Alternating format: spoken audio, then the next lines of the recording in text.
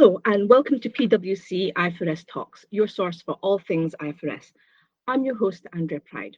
Today, we are continuing on our green mini-series and looking at greenhouse gas emissions.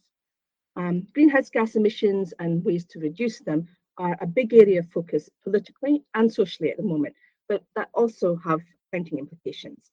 I'm sure you've all heard about the various announcements coming from COP26 on the need to keep increases in temperature down. And one of the main ways of doing that is by reducing emissions or by capturing and storing them. But how is that actually going to happen? In today's podcast, we're going to focus specifically on carbon emissions, the pricing of them, and of course, the potential financial reporting implications of that. So with me today, I've got Claire Howells and Tom Bullock here to help me. Claire is one of our energy and mining accounting specialists, supporting audit teams on this topic and many other areas as well. And Tom is a commodity trading specialist, focusing on the carbon markets and ESG reporting more widely. So welcome, Claire and Tom. Thanks, Andrea. Tom, let's start at the very beginning. Why is carbon pricing important? Hi, Andrea, and thanks so much for having me here today. Fundamentally because, as part of the Paris Agreement, which was adopted at COP21 back in 2015, countries came together and agreed that a market-based mechanism to price carbon would play a key role in cost-effectively managing and reducing global greenhouse emissions. And how did they look to achieve that market-based mechanism? This is where it gets techie, isn't it? It is a bit techie, but following much negotiation, they laid this out in Article 6 of the Paris Agreement. This contained two key paragraphs, both relating to the carbon markets. Article 6.2 provided a common carbon accounting framework, so not a financial accounting framework, but for the actual underlying emissions themselves. This would enable international cooperation. So this is designed to enable the linkage of different schemes, for example, linking the EU cap and trade programme with emission reduction transfers from Switzerland. Article 6.4 allows for this international trading of carbon emissions to help achieve the emission reduction targets. It established a central UN mechanism to trade carbon to trade credits from emission reductions generated through specific projects. So, for example, one country could pay for another country to build a wind farm instead of a coal plant. Emissions get reduced, the second country benefits from the clean energy, and the first country gets the carbon credits for the reductions. So that's two paragraphs with a big impact. But what's happened actually since that was written? So historically, there's been some developments in the wider carbon markets, but it's only very recently they've started to gain wider awareness from the public. Interest is booming at the moment, driven in a large part by the price rises, as well as climate change more generally. Prices for EU compliance certificates were below $20 last year, but they recently peaked at $70. So not a surprise that the market in that area is increasing and volatile. PwC works with IETA, the International Emissions Trading Association. We produce an annual greenhouse gases sentiment report. It's a great source of further information on the underlying market dynamics. It also looks where the price might go in the future. Okay, so you're saying carbon pricing is important because it provides a mechanism for countries to reduce overall greenhouse gas emissions. And this report will be put into the talking points. So if anyone wants to find it, they can find the link there as well. But let's look at how all of this impacts companies themselves. Yes, so albeit the application of carbon pricing and the implementation of the Paris Agreement were set at the governmental level, the outcome of this impacts companies very widely. The carbon markets take two forms at the moment, and it will fall to the companies to deal in these. So compliance and voluntary. There is an increasing number of compliance schemes which have been established globally. The largest to date has been the EU Emissions Trading Scheme, known as the EU ETS, but China's National Carbon Trading Scheme came online in July this year and will eclipse the EU scheme by volume. Mm-hmm. So these compliance emissions trading schemes all work on the cap and trade principle. So a cap is set on the total amount of certain greenhouse gases, be that carbon dioxide, methane, etc., that can be emitted by the sectors covered by the scheme. This limits the total amount of carbon that can be emitted, and as a result, drives that supply and demand balance and drives the underlying price of the certificates as well. Okay. And what about the voluntary market you mentioned? So the voluntary market is a very different beast. And as the name suggests, participants take part in this at their own discretion. Mhm. There are generally two types of voluntary schemes if we try and separate it out. You've got reduction schemes, which cut emissions by preventing the emissions in the first place or improving processes. For example, introducing more efficient cooking stoves, developing renewable projects, etc. The second type is a removal project. These directly absorb or eliminate greenhouse gases, and they can either be nature-based, so reforestation, or technology-based, such as carbon capture and storage solutions. Okay, and do these two schemes have very different participants, or is it the same people who do them? The helpful answer is yes and no. So if we start perhaps with the compliance market, certain emitters of greenhouse gases are captured by the compliance emissions trading schemes or pollutant pricing mechanisms in their own country.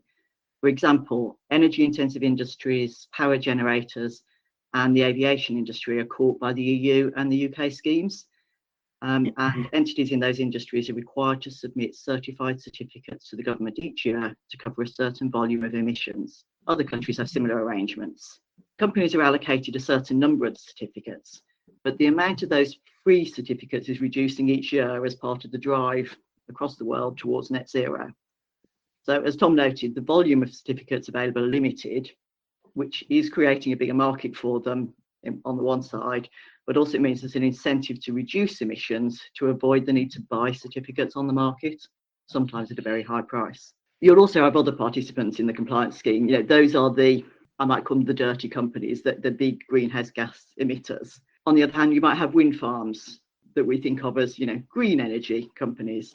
They may generate additional certificates and be able to sell them directly to companies who have an emissions liability, who create the market for various types of emission certificates. Some of these markets are, of course, more liquid than others. Yes. And actually, very interestingly, in the wider market, we've seen that following this recent volatility and trend of increasing prices, we understand that even international hedge funds are now getting involved in these certificate markets. Clearly, they have absolutely no interest in the certificate itself, but there's money to be made, so they are entering that market. So they're just seeing it as a purely tradable thing. They're not actually interested in what it is it's covering. Yeah, precisely, which is driving the market dynamics away from the historic fundamentals. Okay. Claire, can you tell me a little bit more about the voluntary market then? Yeah, of course. So the voluntary market's also interesting, but it's much less well established. Unsurprisingly, as part of the overall net zero or carbon neutral strategies that many companies are publishing at the moment, they want or need to be able to demonstrate action in this area. And we've seen all sorts of industries getting involved, from retailers to pharmaceutical companies to the fashion industry, but not our pure power generators, for example. Okay, so why do they do this? Well, companies have got a social and moral obligation at the moment to reduce their carbon imprint. So the main participants, or many, will be the end users here, those companies that want to be able to support their public net zero or carbon offset statements. There's also broker traders again. They'll provide a link between the end user and the carbon offset project. And in the voluntary market, the other participant is the project developer themselves. So the company managing the reforestation, creating the carbon storage space, or investing in a relevant renewable energy project. So lots of different participants, all with a very different role to play. So this is IFRS Talks after all. So let's talk about the reporting. I suppose we should look at the compliance schemes and the voluntary schemes differently. So let's talk about the compliance schemes first. How do we actually account for these? And I think this one is coming to you, Claire. That would make sense. After all, I'm the techie accounting person on this podcast. So you would imagine that as the compliance schemes have been around for longer, the accounting for these would be more established. As previously discussed with Scott Bandura on an earlier podcast episode, I think it was episode 100, Exactly. nice round number. This isn't yet the case. So there was an IFRIC interpretation, IFRIC 3, but that was withdrawn in 2005 before it even became effective and never replaced. And therefore the accounting for the compliance schemes remains inconsistently applied, and there's real diversity in practice. I won't go into lots of detail on the accounting for that today, as we dealt with it in the previous podcast, but I would like to plug a recently released PwC and IETA publication called Emissions Trading Systems, The Opportunities Ahead. I'd really recommend reading it. It's an easy read and it explains the background on the compliance schemes much more detail than we've got time for today. Okay, we'll put the link in the notes. And what about the voluntary schemes? So concentrating on the voluntary schemes is important, because although the current market for these is still relatively small, it's only about $500 million US. Some research from Barclays estimates that the voluntary carbon offset market is set to grow about 30% year on year to reach $250 billion by about 2030 and potentially some $1 trillion by 2050. Big numbers. The fact that this is going to garner increased attention became very, very clear following COP26 and the light that it shone on the subject. And based on the conversations I've been holding across the industry, people are really concerned that a lack of standardization limits transparency and comparability. And we've had lots of people asking us questions around that with the specifics of the carbon market. You might have heard about the task force on scaling the voluntary market. It launched by the UN climate envoy Mark Carney, and various other schemes which are working to reduce this lack of standardization in carbon accounting, pricing and reporting. And actually, a very quick plug from me, hopefully at the end of November, early December, by the time you're listening to this, we should have a report out on the impact of this within the sort of trading market. Okay, lots going on then.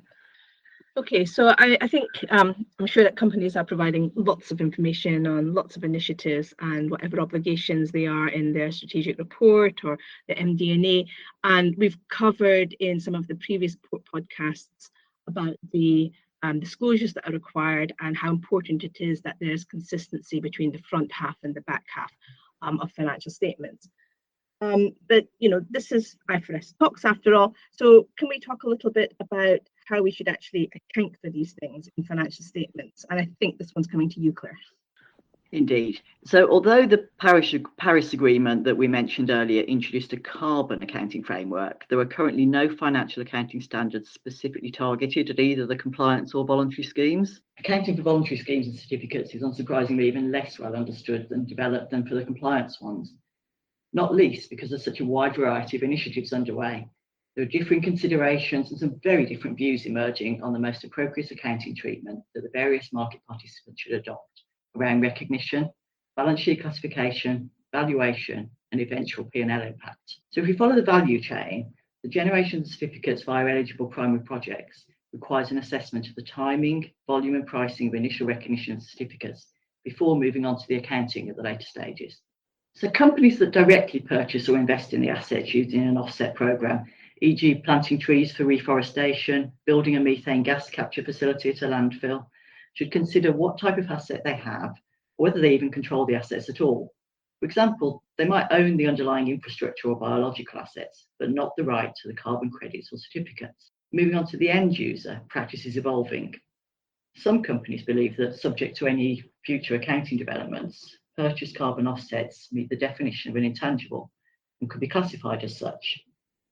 Others would look to the accounting commonly used for allowances purchased under the compliance regime and record as inventory if held for use or sale, or an intangible asset if held for use.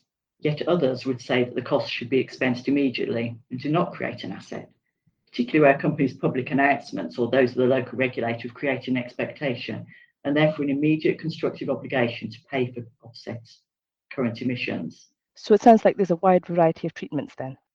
That's right. And that wide variety and lack of consistency means that any or all of the above could be the right answer depending on the circumstances. I'd usually say the approach selected should be applied consistently, be reasonable based on the intended use, and be properly disclosed. But in the case of the voluntary carbon offset market, I'd add that companies should have regard for actions from the ISB, from local regulators, and from their peers. So is there much action from the ISB in this area then? Well, the IFRIC have actually just discussed a submission about the accounting for negative carbon credits by a car manufacturer.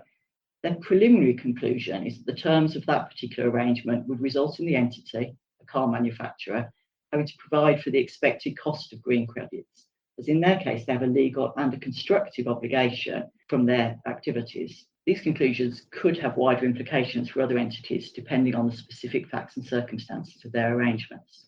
And we've already talked about this issue in Karsten's IFRIC update podcast last time. So I can see that the accounting isn't entirely straightforward. Do you have any more complications for those end users to think about? Yes, there's a big timing question about these transactions. Many companies are buying into carbon offset projects, for example, reforestation plans now, as a way to demonstrate that they're serious about their carbon neutral claims. But of course, the related seedlings are not yet large enough to actually absorb much carbon and therefore be eligible for carbon certificates. So at this stage, the company may be acting in more of an investor role. As with many alternative financing structures, the accounting for these can be complex. This could be seen simply as a prepayment for future certificates, a more executory type contract. On the other hand, depending on the exact terms of the arrangement, it might be more appropriate to classify any current payment as a loan or some sort of partnership or equity investment. And just a side point on reporting for these early stage projects, the investment shouldn't be claiming the interest actually offsets their current emissions yet, although they're clearly doing the right thing for the planet. Within my world, on the other hand, a broker trader or middleman might record their interest as inventory at cost or fair value, taking the broker trader exemption, depending on the liquidity of the market. The challenges for them are similar to those for compliance schemes, in particular the ability to calculate a fair market value. Another consideration is when a carbon offset is actually used and therefore retired, and so it's taken off the books. So this is the process where a user actually uses that certificate to offset a historic carbon emission. And at that point, clearly the certificate has to be taken out of circulation. Otherwise, you do get accused of greenwashing. And obviously, from a wider non-financial assurance perspective, one of the main challenges is knowing what the certificates relate to and when they are actually being used or retired, and ensuring that that happens. As I say, there's this significant risk of greenwashing at the moment, with multiple companies attempting to declare that they're using the same certificates. It's been a historic problem that the market is trying to address. So it brings new meaning to double counting then, I guess. That's absolutely the risk. But assuming the company and their auditors can get over the hurdle of who actually owns the rights to the certificates or the offset and can recognise an asset in the first place, then common practice is that when that carbon offset is retired with the appropriate regulated agency, it will be expensed through the P&L when the company applies it to its net zero goals, i.e. when that offset is surrendered. At the moment, the carbon offset asset is not typically amortised, as I think the majority of companies would say retains its value until it's been used or retired. Right. So it's a bit like a gift voucher, when you've got it until you use it, and when you've used it, it's gone. Perfect example. So you've said there's no accounting standard at the moment specifically covering either of these markets, although you've mentioned a few places where there might be some relevance. What do you see in the future? What will there be? Will there be an accounting standard that covers this? I'm certainly hoping so. And the challenge for the companies at the moment and their auditors is just how to make sure that accounting in the financial statements, or in the back half, as we often call it in the UK, reflects the public announcements made in the front half, or in the MD&A. And there is some good news on the horizon. There's lots of regulatory and other projects looking at simplifying and standardising the schemes, which will certainly help us to put an accounting framework in place. The recently created ISSB is going to be looking at such schemes. And then going back to the accounting perspective, the ISB has recently received comments back from their third agenda consultation. So some preliminary discussions took place in mid-November, and it was clear that projects on climate-related risks and what the ISB call pollutant pricing mechanisms were high up the priority list for a lot of responders. The ISB received 122 responses across a wide range of interested parties. So I'm hopeful we'll receive a bit more clarity on an appropriate accounting approach soon. I did note from listening to the recent board meeting that pollutant pricing mechanisms were often tagged with other intangible issues. So I think one question for the board is whether they want and are able to take on a big intangibles classification and measurement project, or whether they just focus on some targeted areas like the accounting for carbon certificates. But if they do take a project on, I'm looking forward to the opportunity to provide some input into their thinking. Okay, I'm sure you're not the only one, Claire, that's looking forward to that opportunity. And I think it'll be quite interesting to see how they respond to that agenda consultation and how they take it forward, especially, as you say, with all the interest in in green matters at the moment, not least from ourselves. So I think that's all we've got time for today. So I just wanted to say to Claire and Tom, thank you both for sharing your thoughts around emissions, and to all our listeners, thank you for listening as always. Stay safe and happy accounting. The preceding programme was brought to you by PricewaterhouseCoopers LLP. This content is for general information purposes and is not a substitute for consultation with professional advisors.